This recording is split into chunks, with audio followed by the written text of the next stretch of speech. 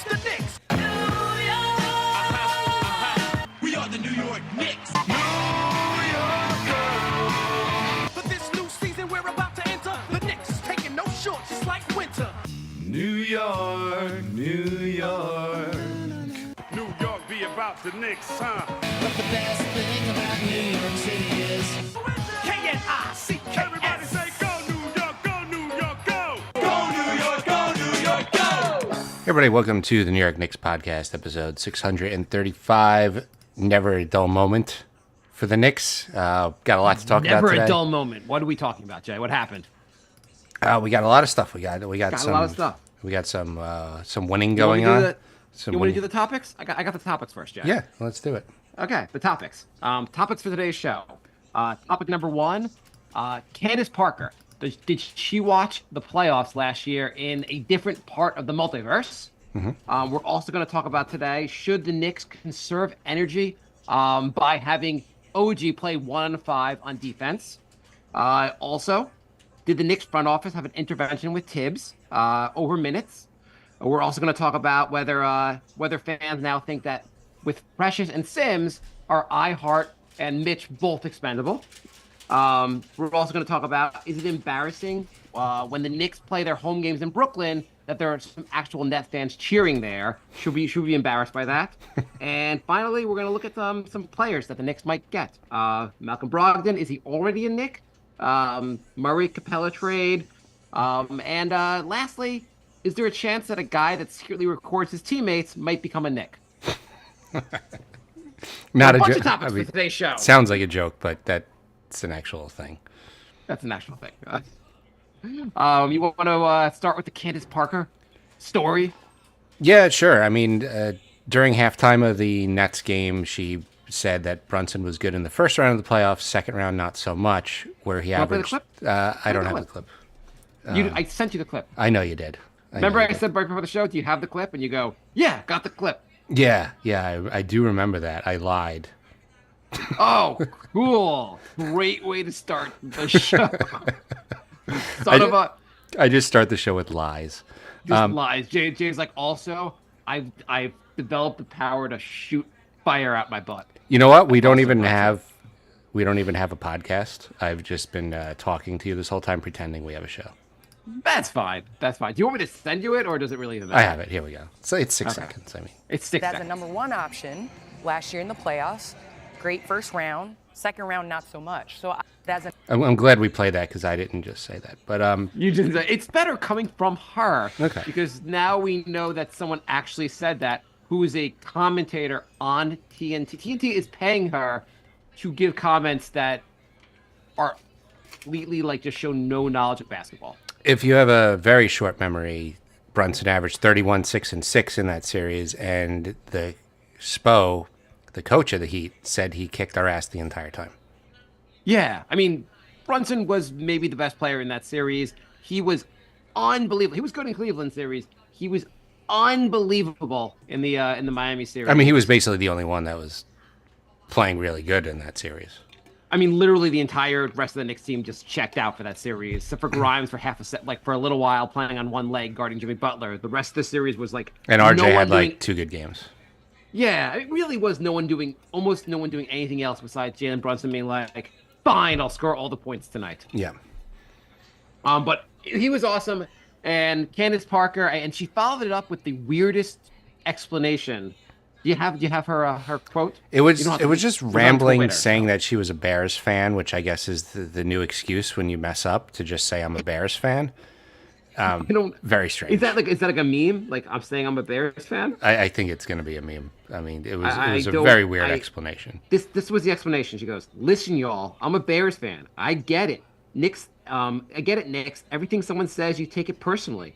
My comments yesterday have nothing to do with what I think about Brunson as a player.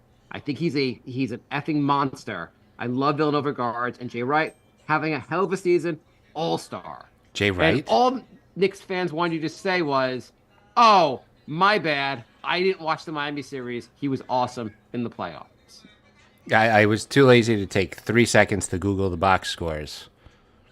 Right. It's just it's weird because you're Even if you didn't watch the series, it's fine. You don't have to watch everything. If you look at the box score, if you're going to comment on him in the playoffs, at least look up the stats ahead of time. Or if you didn't, correct yourself later. Don't say I'm a Bears fan. That is so weird. Anyway, I guess she just assumes like if you lost the series, it means you played terribly. Just everyone. that's a great analysis. She should definitely get paid for that. No, yes, she is doing a heck of a job in her role. Yeah. So, anyway, it'd be like I hope that's her approach to everything in life. Hey, yesterday when I went on and told everyone the Earth is flat. Anyway, I'm a Bears fan, so I get it. Anyway, playoff stuff, world awesome. Talk to you guys later. I also like Jay Wright. Like Shea Wright. I don't even know who that is. He's the coach of Villanova. I don't know. I don't watch college. I don't know. But you wouldn't know that. No. Jay, like how lack of a knowledge I mean, he's one of the most famous coaches in college basketball. Plus, he coached the core of our team. If I don't watch, how am I going to know? Wow. You wouldn't even just heard his name mentioned. They talk about him all the goddamn time in Knicks games because he coached 3 of the players. 4. 4. Oh, yeah. Sorry. One. Ryan counts. Right. I cannot believe like my buddies from college got jobs in the NBA, so I get to watch the games from the bench. The weird thing is he was the best one on that Villanova team. It's really weird. Yeah, he was. I didn't even realize how good he was. In fact, I guess it doesn't always translate. Yeah. He's got a good job with the Knicks, though. I mean, he's getting paid, and I guess play against these guys in practice. But, Yeah. Anyway, Candace Parker's an idiot, but and hopefully she'll figure out how to apologize without saying I'm a Bears fan. But so Jalen Brunson, he is an All-Star this year, right? Yeah. It would be Forget the absolutely voting. Like, insane if he didn't. Who's getting it over him? I mean, it is part popularity contest, so you could Yeah, say. and I guess where is he in the voting? I think he's was 6th or something. Yeah, he was 6th, but Okay. Forgetting. Okay, just deserving, and even if he doesn't get voted in, he's got to get put in. Mm-hmm. How many guards would you take over him? You could argue Tyrese Halliburton, I guess. Dame's not even having a great season. I mean, Dame's doing fine. Just not having a great. Brunson's having a better season than Dame. Who else are you taking over? Yeah, Dame's averaging slightly more assists and steals. He's averaging less points, and he's shooting worse from the field and from 3, and better from free throw line. Right, and if you think Brunson's not the best defender, you have not seen Dame play defense. The Bucks fired their coach yesterday because of Dame, basically. More or less the combination of Giannis screwing things up, going, make a big trade. They're like, okay, we got Dame. Okay, get rid of our coach. They got rid of their coach, and now I have to fire the coach because the Dame trade is not. The team's like 30-13. They're already realizing this is not going great. Yeah, it's just I've never seen a team be 30-13 and be like, yeah, let's fire the coach. It is a little weird. Just seems a little weird. Well, it gets weirder when you realize that they had Doc Rivers as like an advisor without the coach asking. Adrian Griffin's like, why is Doc like here? And then all of a sudden Doc becomes the coach, and they're gonna say there was no like, you're not allowed to like do that. So I don't know what you're allowed to do, but like they clearly, obviously they fired him after Doc already agreed to be the coach. Yeah, you're not. I don't think you're allowed to interview coaches while you have one. I think that's a rule, but they got Woj to cover for them and say that Doc, who they've been looking at for the last 24 hours, he didn't say the last 3 months. So Woj is doing damage control. Listen, I don't know what the rules are, but the only team that can ever be punished for any kind of tampering, even though tampering goes on everywhere, is the Knicks. So the fact that the Knicks did this, we'd lose a draft pick. No one else will ever lose a draft pick. No, the Heatles didn't when they cleared out 14 roster spots just in case. But get the Knicks. Whatever. More importantly, Jalen Brunson is having a phenomenal season. He's been even better over the last month since the OG trade. Yeah. He's been unbelievable. And he has to make the All-Star team. It has to be a given. Who else? Okay, let's say you put Halliburton on there. I guess Dame. Who else? What other guards? Donovan Mitchell.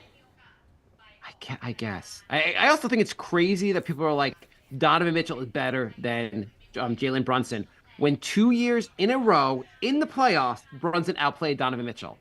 When it counted, Brunson just looked better. Correct. Yes. Yeah, I mean, I'm talking about also when he was on Dallas against Utah. Like, it just seems absurd to me. Like, Donovan Mitchell's great. If he comes to the Knicks, he'll be the second best player in the Knicks. And You know, that's I'd no insult. actually, I would take Donovan over Dame for the All Star spots. I would too. I also think if your trade gets the coach fired, maybe you don't make the All Star team. I don't know. If somehow it's a disaster because of your trade. Yeah. And also sometimes I mean they're 30-13, but I guess they saw the writing on the wall. Playoffs may not work, and the advisor who was just basically the entire time screwing over Griffin, they just make him the coach.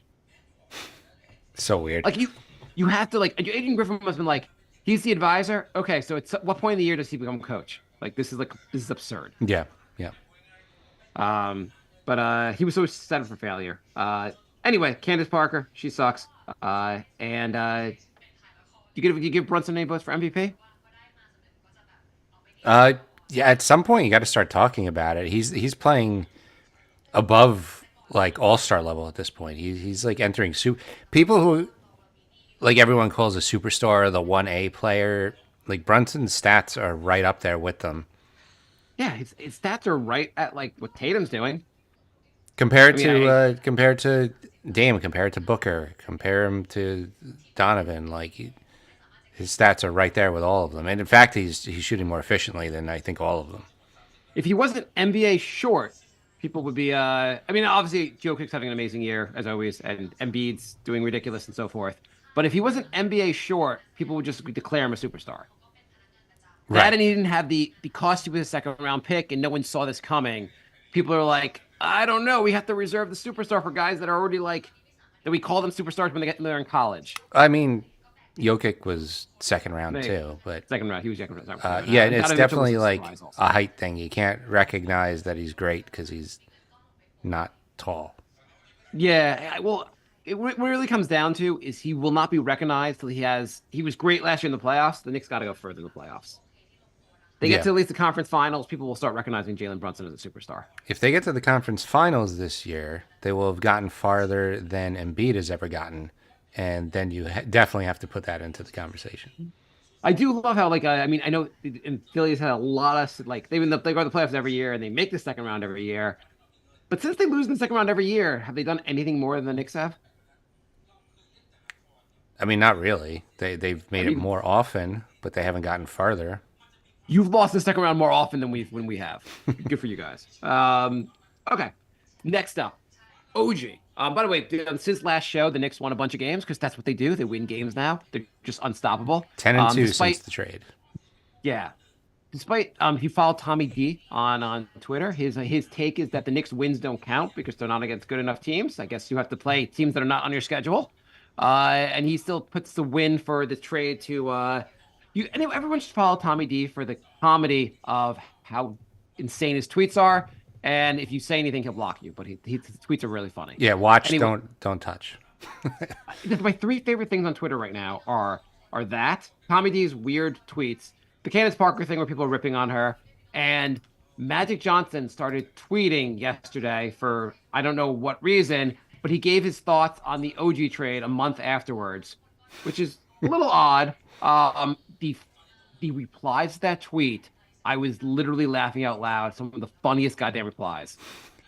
You know, all his tweets are like that, and all the comments are like that. It's like the best account to follow. All the comments are like every tweet he does, people react this. Yeah, because every tweet he does will just be stating the obvious. He'll be like, the Lakers won tonight. They scored 10 more points than the Raptors. And everyone will be like, oh, great insight, Magic. Oh, that's so amazing. People were just asking the comment on things. They're like, because they're like, this is kind of weird. You're commenting something that happened a month ago. So people are commenting like, hey, could you give your thoughts on Jordan retiring? Hey, can you give your thoughts on the U.S. beating Germany in the World War II? Can you give your like just things that like it was really really fun. And then people just being like, is this what HIV does to you? Yeah, that, Probably not the most colorful one. yeah, but, not great, but I did like but the there was sarcastic ones. there were some funny ones on there. I don't know why I repeated that one. But anyway, since last show, the Knicks beat the Wizards, they beat the Raptors, they beat the Nets, they beat everyone. Crushed what? So we had the RJ Manuel quickly return to the Garden. What did you think? It was nice. They did a tribute, which was cool of them to do. RJ and IQ got a good first quarter. We had some IQ skipping. RJ hit a bunch of shots. So that was good that they got that out of their system before the Knicks stomped them. It really could not have been more perfect. Like they did the tribute video, as you said. The fans cheered. The players like saw each other like with warm greetings. First half, as you said, like they played really well, and like for a little while you were like, maybe they shouldn't have done this trade. And the second half was just blowout, basically. It was nice. And then you had RJ and Manuel quickly sitting on the bench, kind of like, oh God. While the Knicks crushed them. And at the end of the game, Randall said some really nice things about the guys, which was awesome. Yeah, it was nice. It was a good homecoming. The crowd was really good. They cheered them, which they should. They didn't ask to leave. They weren't a problem while they were here. So I think everything went as good as you can expect. It was a nice reunion. And then the Knicks. No, you know what? RJ and IQ did get booed. But it was by Josh Hart. Yes, he made a joke on. They showed him actually booing during the opening announcements. He's so funny. He's funny. He's funny as hell. And then the Knicks beat the crap out of the Nets, which was awesome last night. Do you think OG could guard the entire Nets team by himself? I mean, he is just in another world. In an era where it's almost impossible to guard people, he's still shutting everybody down. It's crazy. I don't think I knew he was a good defender.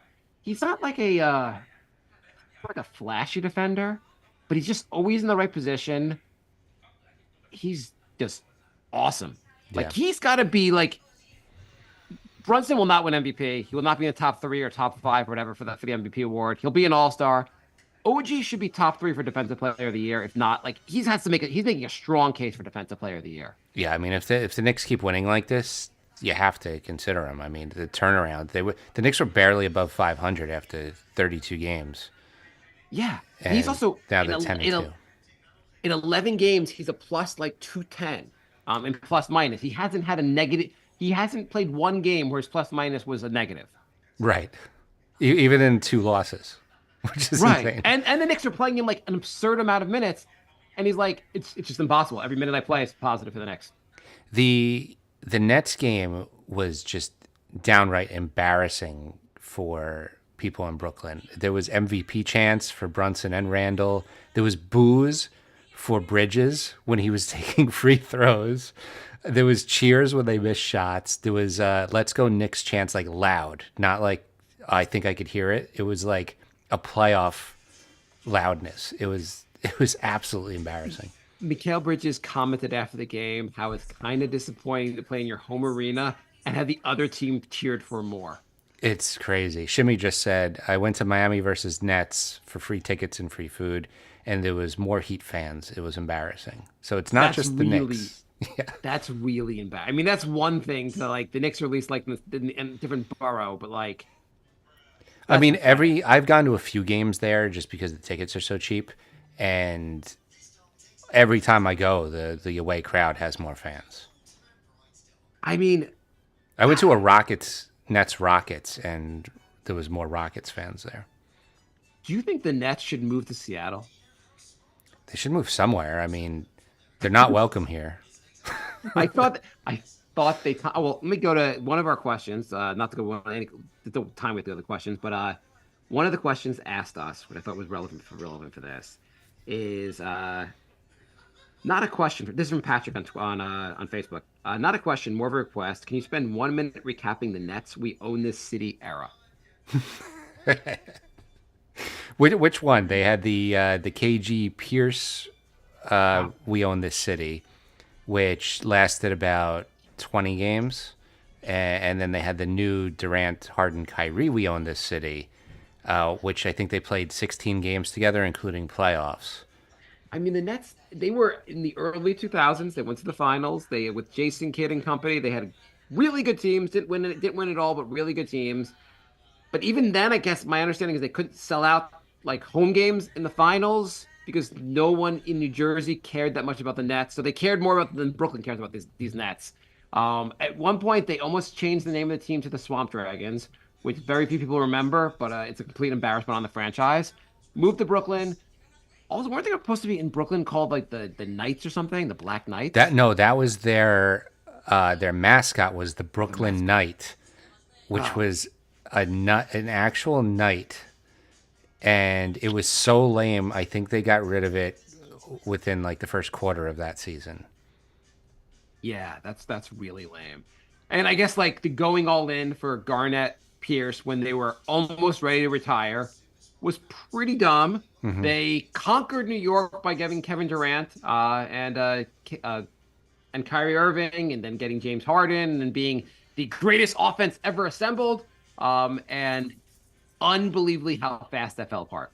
Yeah, yeah. People can say there's a lot of bad luck, like the pandemic. I think the bad luck is that you're the Nets, and that's it. But thank you for the unintentional comedy. Appreciate that. The just being the Nets. Yeah. But yeah, that was recently the cutting down the Nets, 2 minute cutting down the Nets. Yeah, yeah. Well, we did that when they got KG, right? Yeah, we were making fun of them back then because we knew that was going to be a disaster right from the start. Yeah. The Durant one, and like you're like, they got Kevin Durant, they're pretty good,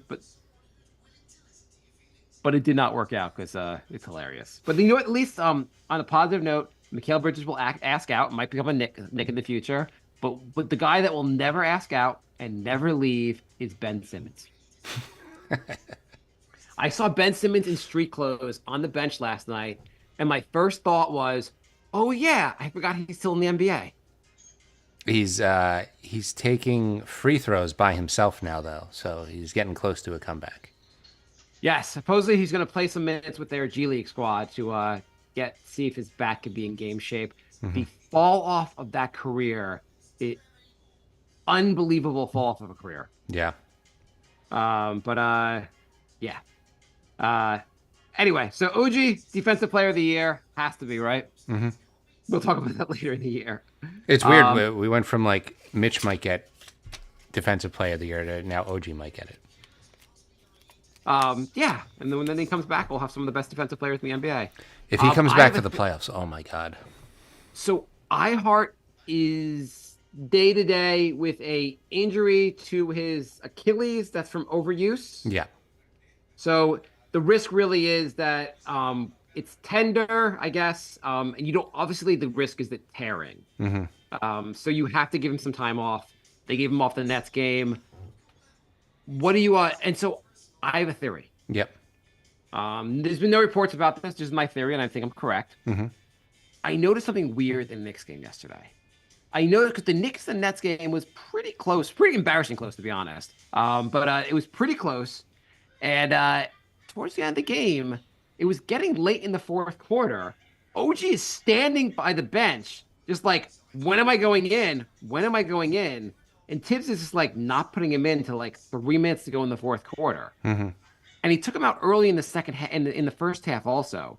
My theory is after they found out IHart was hurt, they were like, you cannot play OG 40 minutes a game anymore. It doesn't matter win or lose. He's got to like no more than 35 minutes, coach Tibbs, or you're in trouble.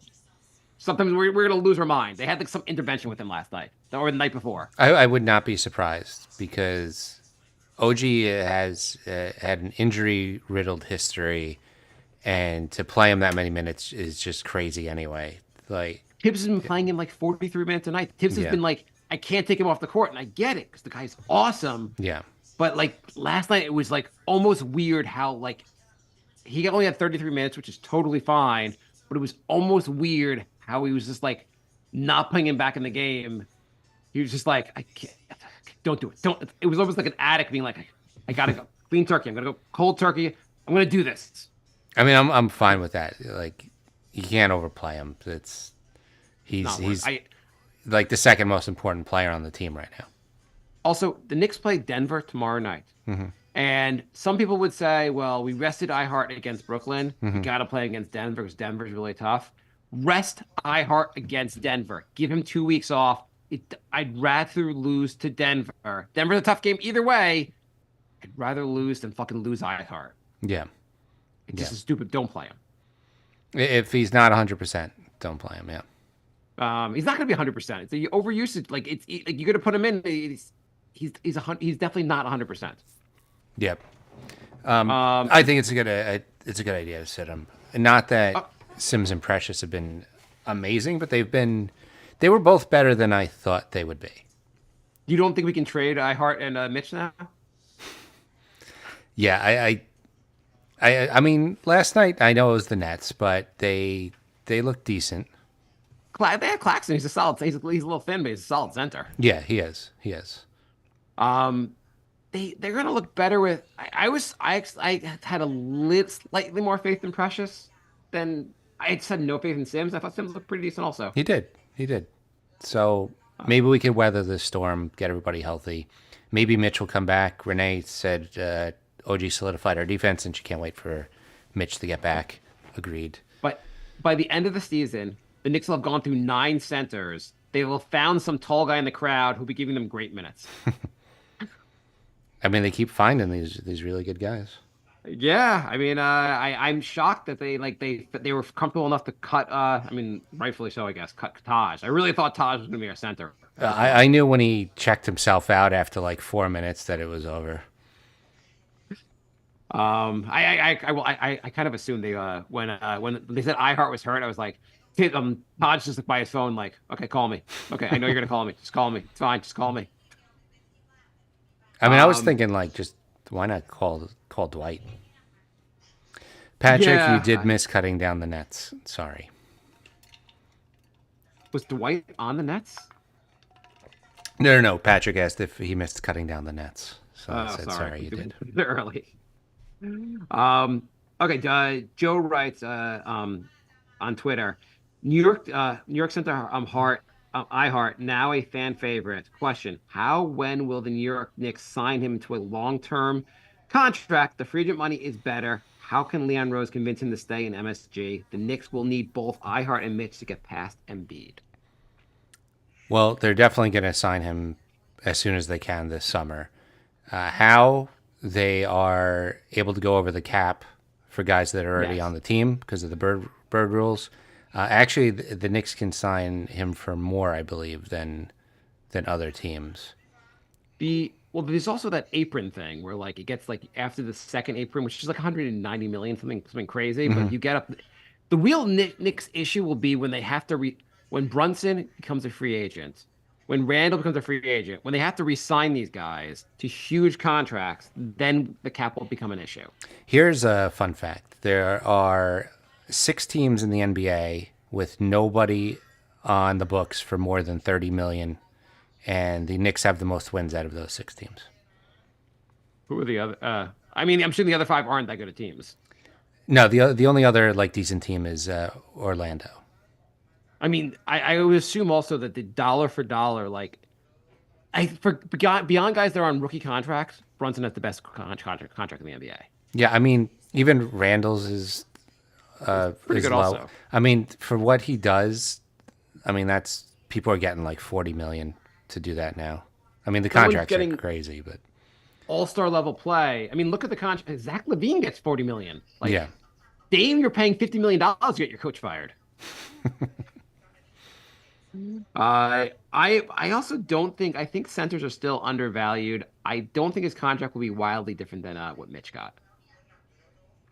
Yeah. Now, do you feel better about paying 2 centers the same amount? I do when they're this good. Yeah. Yeah, because beginning of the season, you were like, no, you can't spend that much on 2 centers. Yeah, no, I said that, but I also didn't know. I didn't know IHart would be this good. Yeah. You got it. And Mitch gets. It makes a huge difference. The team looks great. Yeah. Nigel writes, why at 6'10" does Jericho Sims seem incapable of grabbing rebounds? Either get boxed out or forever missing timing his jump to gather it. If he could work on improving his timing or positioning just slightly, then that would be big help. Not really a question, but a discussion point. Yeah, I know we've seen him. He's able to like touch the top of the backboard. So it's Yeah. definitely more of a timing thing. He just he needs to, you know how like Rodman wasn't that tall, but he got 20 rebounds a game because he could just like see where the where shot the was ball's going and going. know where to be. Like he needs to get better at that. And not that Rodman was short. I think he was like 6'7", but he knew where the ball But was he going. was not like this guy's going to get 20 rebounds tall. No, he was one of the greatest rebounders in NBA history. Yeah. Uh, but yeah, I think the thing with Sims, maybe part of it is just that he needs more game time. I think the more he plays in actual, like you can do this in practice, you can do it like in the G League. I think I think maybe just more minutes in the NBA will help him with this. Well, he might be getting them now. Yeah, I think he's gonna get. I honestly would see like, I think that IHart's injury like without no real knowledge. But I'm guessing rest is one of the big ways to get this better. Yeah, I think that's the only way, really. I think you might want to just rest him through the All-Star game. That might be the smart thing to do. Like, he tears his Achilles, we're really screwed. I don't know the severity. I you know, I don't know. Like, for all I know, it could be 4 days rest and he's back to normal, or it could be, you know, a month. I have no idea. By the way, as an old man now, or I mean, I've heard stories of people tearing their Achilles, and like just like randomly happening, and now this is all I think about when I'm working out, taking that wrong step. Yeah. Yeah. But Only for Yeah, but I mean- us, it'll be like a 5-year recovery, not like a few months. right. Also, like it's cool if you're like at least like you're Aaron Rodgers, you're a basketball player. You're like, well, I tore it like in the game action. For us, it'll be like, how'd you tear your Achilles? I had to bend down to get the toilet paper was done, so I had to get a new toilet paper roll. And anyway, I tore my Achilles that way. I was washing dishes and I went to pick up a fork. And yeah, now I don't have any. I have one Achilles left. Anyway, you gotta like. I think you really got to stretch before having a catch. That's how I tore my Achilles. And Mac writes, "Have you ever felt about how have you felt about the OG trade this far?" Is it the best trade since we started doing this show? Yeah, it's got to be, right? Well, I mean, the Knicks have had some pretty. I mean, the Derrick Rose trade propelled them to an awesome rest of their season. Josh Hart trade looked really good.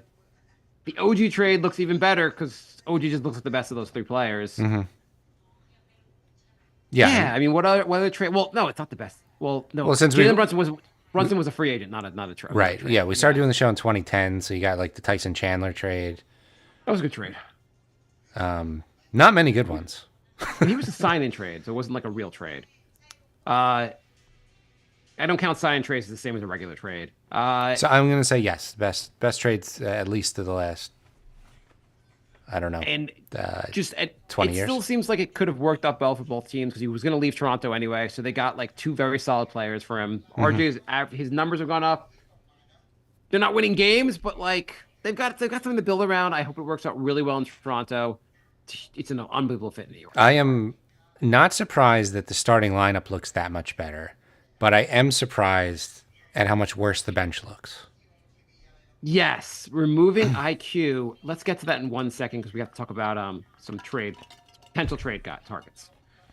So Josh writes, thankfully you're not like some daily Knicks content creators that 1 week ago wanted to trade that bum Julius Randle again. Look, he's not like a top 10 player in the league. He's not perfect, but he's really good. He's on a reasonable contract. And the hate he gets is absolutely ridiculous. 24 players make the All-Star team. Decent chance he makes it again. He's probably a top 25 guy. If he's 25th in the NBA, that's freaking good. Yeah. It's, He's like, look, everyone's like, yeah, his turnovers are too high. They are. His turnovers are too high. But take a look at the top guys in the league and look at their turnovers. When you have the ball a lot, you turn over the ball a lot, usually. sometimes also, I mean, he does some boneheaded things with the ball and so forth, whatever. He does. But yeah. he also had some turnover. There was a turnover in the Nets game last night where he passed the ball to DiVincenzo, who also has been amazing this year, but DiVincenzo to take a three. DiVincenzo just like gave the ball back to him, like just threw it back to him, and Randall was like, "What the hell are you doing?" And it was a turnover. But it really was Deangelo just should have taken the shot. And I find a lot of times guys they're unsure about whether they want to shoot and they give the ball back to Randall, or they can't create their own shot. They give it to Randall with like 5 seconds to go on the shot clock, which kind of screws him a little bit. And again, he does turn the ball over more than he should. He does some dumb over dribbling and so forth. He passes. I think he's a good passer and he passes a lot, but sometimes he passes just way too fast. And maybe he doesn't realize, I don't know if he doesn't realize how strong he is or whatever, but like sometimes guys can't even catch the ball. He's thrown it so far. But it's also, he's not the best player in the NBA. He has flaws. Most of the guys, if I say he's the if I say he's the 25th best player in the NBA or anywhere from 20 and 30, all those guys have flaws. If they didn't have flaws, they'd be higher ranked. Right. So it's not crazy. It's also like we've now established that Randall's awesome, but Brunson's better. Probably need a third guy though. Yeah, the hate for him online is just weird. It's people are rooting for bums like Frank and hating Randall. It's very strange. I don't get it. And whether and you've made this point like that you think he's better than Melo, and forgetting whether he's better than Melo, it's a solid argument that his numbers and everything he's done in the Knicks is as good as Melo's been. Why do you? I guess fans were hating on Melo also back in the day. So not nearly as much, and not nearly as much though. Yeah, like and in retrospect, people see him as like the best Knick of the last like. Or the best Knick ever. Some people think it's like if you point out that Melo didn't play that much defense and like him, like he should have played the 4, not the 3. You point out some like weaknesses in his game, people will crush you online. Mm-hmm. At the same time, like you'll 10 years from now, if you want to bash Randall, fans will have no issue with it. Yeah, it's very weird. I don't know why he doesn't get the respect for like how much he's done for the Knicks already. You know what? Maybe a long, good, deep playoff run will change all of that. That would probably help. Daniel writes, Tibbs praised Precious in the post-game press, saying that he has a great potential, something like that. What do you think of his game? He's only 24, too soon. So maybe there's upside. Would love to see his three-point shot improve. Which player are we talking about? Precious. Achua. Yeah, I think he's better than I thought he would be, but I think he's a solid guy to just have as a backup. I don't think he's going to be like, pressuring anybody for like a starting role or anything. But to have him coming off the bench, like, yeah, great. Well, he might be. I guess the point is, there's room to improve. He might be like, maybe he's better than you think. Maybe he has a lot of tools. He's a very athletic player. Mm-hmm. There was one funny sequence last night also where I forget who the other two. I think it was maybe Randall is staying behind the 3-point line, doesn't take the 3, passes it. Maybe it was DiVincenzo or Grimes. I forget which one it was. Maybe DiVincenzo. DiVincenzo doesn't take the 3 either. Passes it to Precious. Precious is standing by himself. He's like, I guess I'll shoot. Throws it up and it was a brick. But I was like, why the two guys who are better 3-point shooters pass the Precious to shoot the 3? I didn't understand. The team is almost too nice. Guys look off shots a little too often. But yeah. I don't know. Precious, there's something there. I mean, you know what? The Knicks have him through the end of the season. He's going to play minutes. Let's hope there's some area let's hope there's some area to improve. I think he's fine as a backup. Like, I think he does more on the court than Obi did, and all you need him for is to back up Randall for 15 minutes a game when we get some centers back. I'm assuming this offseason he will not be getting a lot of money, so maybe the Knicks bring him back on a small deal. Yeah, like solid backup. I think he would be a great backup. Yeah. And Daniel wrote also to add, I think Tibbs has done a fine job developing the kids. IHart is also young, and he's improved tremendously since coming here. Perhaps Achua can learn from Tibbs, but I don't know how long that would take. Daniel has done something crazy just now. This is the first time on this podcast.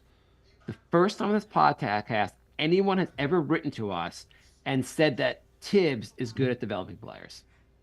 I would say anything positive about Tibbs at all.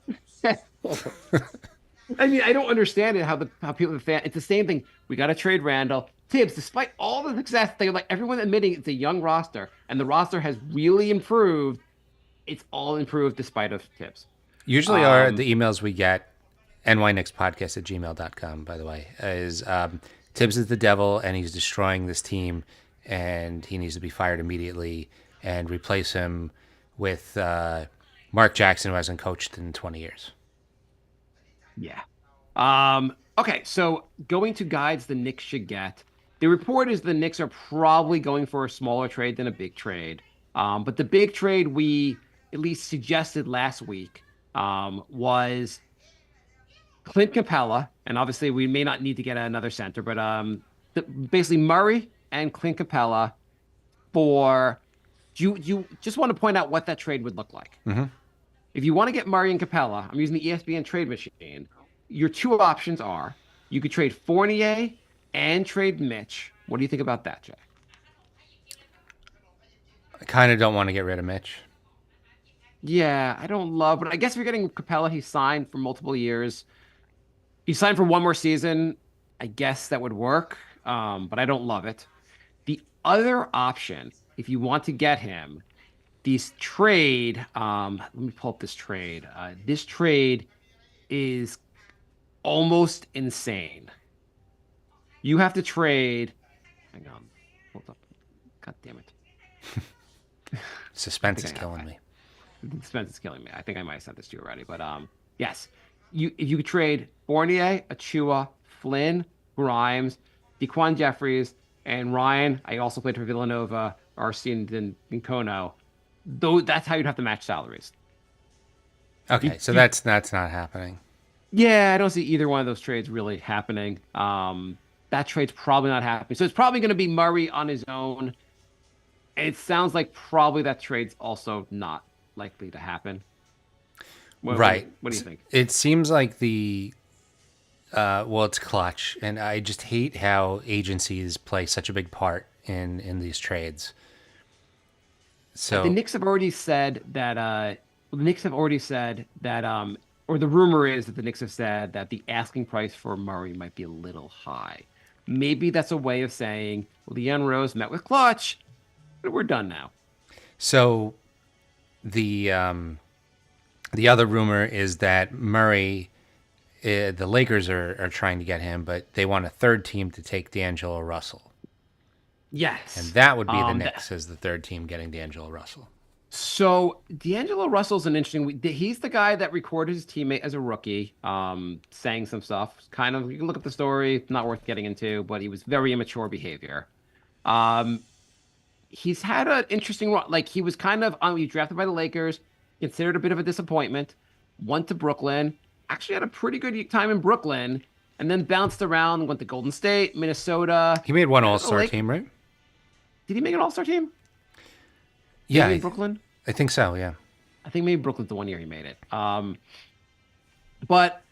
I don't watch enough of the Lakers, but he's having a pretty good season, averaging 16 points a game on about 30 minutes a game. Field goal percentage about 48%, 41% from three. He gets 6 assists a game. It was Brooklyn, by the way. Yes. Yeah, it was Brooklyn. And he's 53% from two, 57% effective field goal percentage. He gets the line a little. On paper, he's exactly what the Knicks need. He is a guy that can play 25 minutes a night, be a spark plug on. The Knicks bench is an issue with scoring. Mm-hmm. The bench does not look good. They need an orchestrator. They need a point guard. I like McBride. McBride is not ready to be your backup point guard. Russell really would solve the issues, mm-hmm. and he's signed for I believe he's one more season. I believe he signed for one more season, $18 million. So you could still trade him next year. Mm-hmm. He replaces Fournier's $18 million. Yeah, I don't think this is a terrible move. I don't know how much I'd want to give up for him, but if it's part of facilitating the trade, I don't hate it. And even if it was a direct, I just don't think the Lakers don't want Fournier. They don't want draft picks. They want players to get better for right now. Mm-hmm. So that it's not going to be a direct trade. But if it's part of a facilitation, I guess I don't know. I don't hate it. I don't know. It's weird the Lakers want to get rid of him also, though. But I guess if you go from him to DeJounte Murray, Murray's better. I get that part of it. Yeah. Plus, it's all about who LeBron does and does not like. So it might not have anything to do with his performance on the court. The Knicks really do need it's getting clearer and clearer. We need to upgrade from McBride. No offense to we just need some the bench. Just like it'd be nice if you had just a guy on the bench who could score 20 points.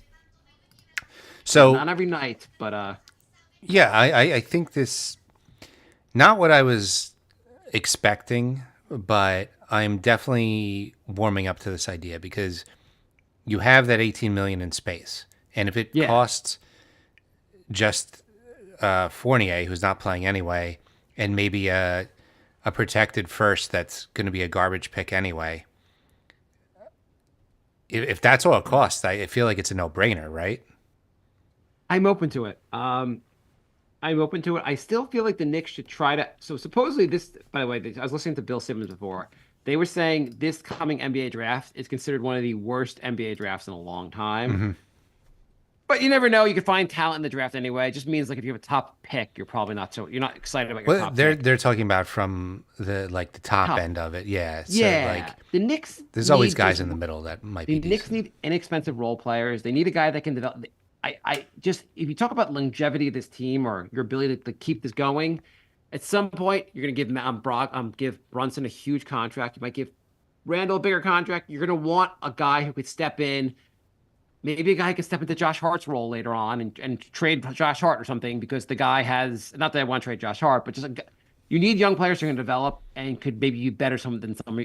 This is one of your last. This is if you're going to try to make a run with this team, you might want to get some young players on the bench also that could help out.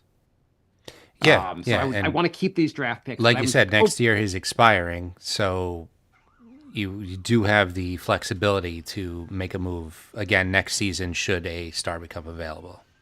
So I don't know enough about him being his locker room issue or anything else, but there really aren't rumors of him being a headache now. Just previously in his career, he was. Yeah, I haven't heard anything. I haven't heard anything recently. So no one's even saying like the Lakers need to get rid of him because he's causing problems. They're just like we need an upgrade basically because we need to win. Like they have to go all in because you have like 1 or 2 more years left of LeBron. Right. So and then the other option, Malcolm Brogdon, we've talked about before. How do you feel about Fournier? And so this week also there was a trade. Kyle Lowry was traded for Terry Rozier, who's off the table now. It was Kyle Lowry's expiring contract and a first-round pick protected 2027 that turns into unprotected or less protected in 2028. Yep. So that probably sets what the cost would be for Malcolm Brogdon. Really an expiring contract and a protected first from a couple of years from now. Maybe like the Milwaukee pick. Seems reasonable enough. It's not bad. It's not bad. Yeah. I think I'd almost rather Russell at this point. Brogdon's injury. Oh my God! When you were making fun of the Russell idea, now you're almost coming around to it. I've really started coming around to it. I mean, Rozier's off the table. Brogdon's injury history just scares the hell out of me. But you need less from him. You're not needing 30 minutes a game from him. You need 20, 25. And you need a guy that also is comfortable. I guess Russell is to a certain extent also coming off the bench, but you Brogdon was sixth man of the year last year. He I think very comfortable coming off the bench.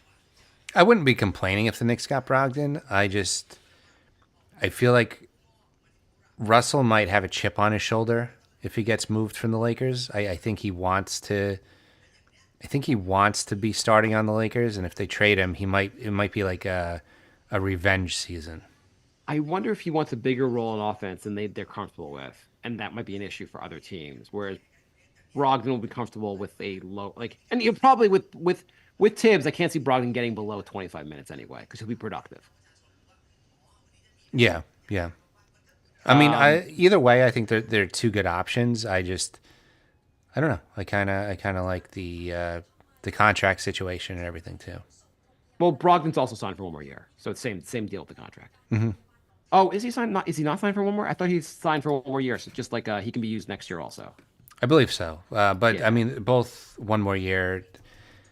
It's not the big star trade that we were thinking of, but it's definitely a much needed piece that could really help in the playoffs. So yeah, Brogdon is expiring next year, 22 and a half.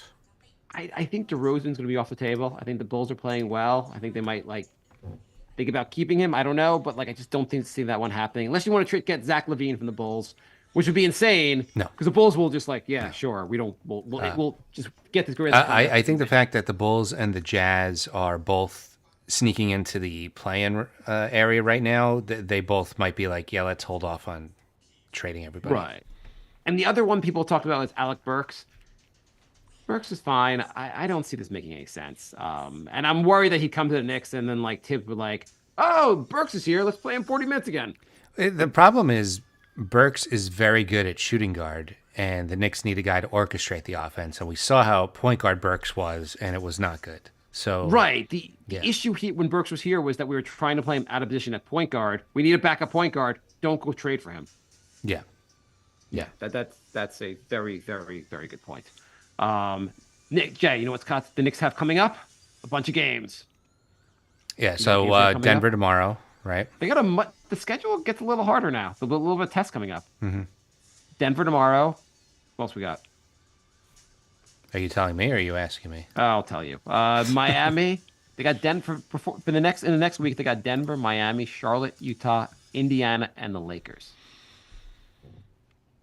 So we already passed the easy part of the schedule, huh? It was just like 3 games. I mean, the Knicks had some nice. The schedule gets a little harder here. I mean, Denver, especially with IHart probably out for the game, that's a real tough one. I hope they can beat Miami. That's a tough game though. Charlotte's an easy one. Utah's not as Utah's playing pretty well right now. Not that easy of a game. Indiana, does Indiana have Halliburton back? Yeah. I don't think. Is he back? Yeah. Okay. Either way, that's a tough game. Lakers are not easy. They have a tough stretch ahead. So, although might be playing Indiana at the right time. They're 0-3 since the Siakam trade, so they're still kind of just trying to figure each other out. So it might be a good time to play them. I kind of my new thing now is anytime people like make a comment like about like the power forward or like just Obi not getting as many minutes for the Pacers, Mm-hmm. I just post a picture of Obi dunking and just go, but he dunks. By the way, who's the best Nick in the NBA right now? Oh, that's a good question. The best ex-Nick. It's actually not. It's actually a pretty easy one. It's IQ, right? No, it's KP. Oh, yeah. I just think it's funny because like I keep seeing people praising about how RJ and IQ won the team recently. People throw in like every time like Obi does something well, you keep seeing that. Even Cam Reddish a little bit. No one's ever like, look at the stats that KP is putting up. Yeah. I guess there's no Nick fan that still likes him. He asked out, so that's it. He's public enemy number 1 now. Yeah. He left. He left on it. It was his choice to leave. So people were like, "Well, screw him." Well, I mean, the way he left wasn't great, but he has admitted multiple times that if he could do things differently, he would, and he feels bad about it. So yeah, he's not a Roberto KP is not a 1A All-Star, but he's a very good player. I don't think he would have gotten where he is now without bouncing around a little bit. maybe he needed to be humbled a little bit. Yeah, I think that probably is what needed to happen. Also, he looks really good as like the 3rd best player in the starting lineup. Right. They have an unbelievable starting lineup. They have so many good options. Like defense is like we'd like to concentrate on KP, but there's Jason Tatum is on the team. There's just like they have to give him he has more open shots than he would on most teams. Yeah. Just like anyway, if the Knicks got another All-Star teammate, Randall would probably look a lot better too. Yeah. Tune into the next show when we find out who that All-Star is. Yeah, so we usually record on Mondays, but we waited till Wednesday because I had a feeling a trade was coming. I did not know it would be the Lowry trade. I thought it'd be a Knicks trade, but there was a trade. So the Pacers have gotten a little better. The Heat have gotten a little better also. Yeah. The East is deep, man. Why couldn't the East be like it was in the mid 2010s when it was like weak as hell? Yeah, there was like 3 good teams in the whole conference. I mean, you had LeBron to deal with, but I want an easier pathway. This is really getting annoying. Yeah, you had like a I heard the Pacers got in with like 37 wins. It was just like, yeah, it was a garbage conference for a long time. Yeah, I mean, at one point the Pacers were like, we got Roy Hibbert. That'll The get Knicks us to can the get- conference finals. We could get past Roy Hibbert. Yeah. Whatever. The Knicks, looking pretty awesome. I'm very curious to see how they. Yeah, I feel like the also whatever. It'll be interesting how they stack up against Denver. And this harder part of the schedule. Yeah, it'll be a good gauge. I mean, the Knicks have been winning, but a lot of these wins have been ugly, very ugly, with long streaks of not being able to score. So this will be a good litmus test to see how they're doing. It seems like before the trade deadline, something will happen. There'll be an upgrade to McBride. The bench will look a little better. Yeah. Something will happen in the next couple weeks. I would be really shocked if nothing happens. Yeah. I mean, they better before Fournier just snaps. He's just gonna take out the whole organization, like that. Free Fournier. You didn't know about the clause that you can never leave? We have you for the next 20 years. We actually have the 20-year option. You're never allowed to. When you're dead, we're going to force your body to watch Knicks home games. I was wondering why you asked me to sign my contract in blood. Anyway, NY Knicks Podcast on Patreon, Twitter, Instagram, and Facebook, nyknickspodcast@gmail.com, and at NY Knicks Podcast on YouTube. And Sorry, Evan. We talked to Team France, and you can't even play for them anymore because we're worried you might get injured and not be available to sit on the bench for us. all right, thanks for listening, everybody, and we will be back next week. Go Knicks.